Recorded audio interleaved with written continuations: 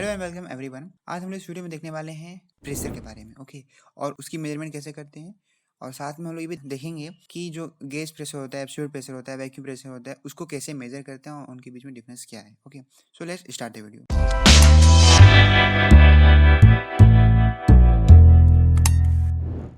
सो pressure क्या है, ये आप लोग जानते होंगे कि pressure is a force, perpendicular force applied on a particular area, और you can say applied on a unit area of any object. Okay, so ये प्रेशर है। नाउ अगर इसकी हम लोग मेजरमेंट की बात करें तो इस प्रेशर को हम लोग कई तरीके से मेजर करते हैं। क्या क्या तरीके हैं, आइए हम लोग वो देखते हैं। तो व्हाट इज एब्सोल्यूट प्रेशर?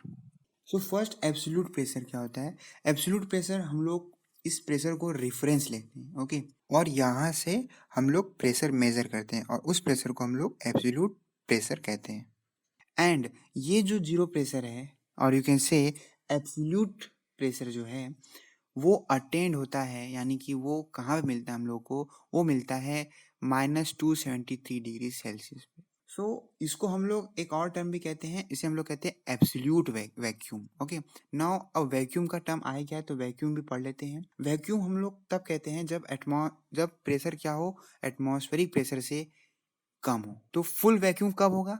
जब हम लोग को प्रेशर ही ना मिले। एटमॉस्फेरिक प्रेशर कुछ ना कुछ तो होता ही हम लोग का, तो जब वो जो प्रेशर है वो एकदम जीरो हो जाए तो हम लोग क्या कहेंगे? उसे वैक्यूम प्रेशर। ओके, नाउ अब ये मत समझिएगा कि वैक्यूम प्रेशर का कॉन्सेप्ट यहीं पे खत्म हो जाता है। ओके, अभी इसके बारे में हम लोग और देखेंगे। अब हम लोग ने एब्सोल्यूट प्रेशर और एब्सोल्यूट वैक्यूम के बारे में पढ़ लिया। ओके, नाउ जो हमारी लाइन है इसे हम लोग एब्सोल्यूट प्रेशर कह सकते हैं, जिसकी वैल्यू होती है 1.013 बार।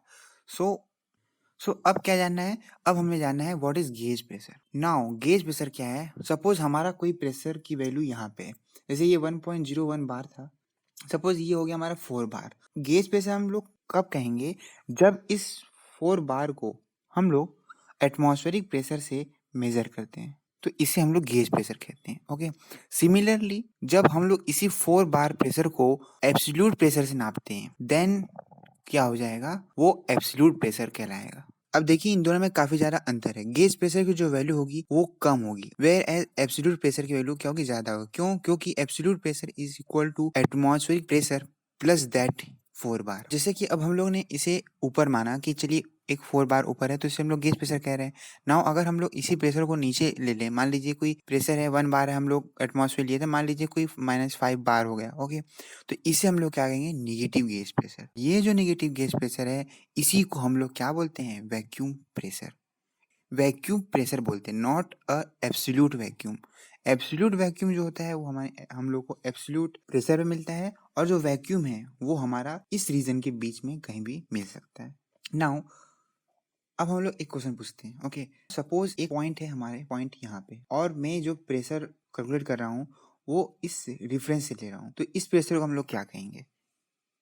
इस प्रेशर को हम लोग एब्सोल्यूट प्रेशर ही कहेंगे। सो जो सिंपल सा फंडा ये है कि जब भी हम लोग प्रेशर को रेफरेंस से नाप रहे हैं तो उसे हम लोग एब्सोल्यूट कह रहे हैं, और जब हम लोग उसको एटमॉस्फेरिक प्रेशर के रेफरेंस से नाप रहे हैं तो उसे हम लोग गेज प्रेशर का नाम दे रहे हैं।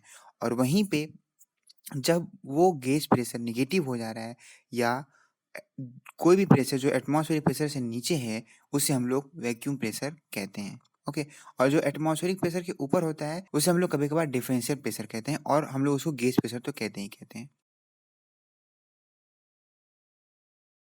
ओके, सो इसको रिमेंबर करने का एक सिंपल सा यही तरीका है कि ये जो आप फिगर इसको आप देख लीजिए और इसको एक ग्राफ की तरह समझ लीजिए। ओके, कि जब भी कहीं भी आप कोई भी मान लीजिए आप एक्सपेरिमेंट कर रहे हैं, ओके, और उसमें कोई मीटर लगा है जो कि गेज प्रेशर बता रहा है, तो आप समझ जाइए ये जो मीटर है वो एटमॉस्फेरिक प्रेशर के रेफरेंस से बता रहा है। ओके, ना कि एब्सोल्यूट प्रेशर से।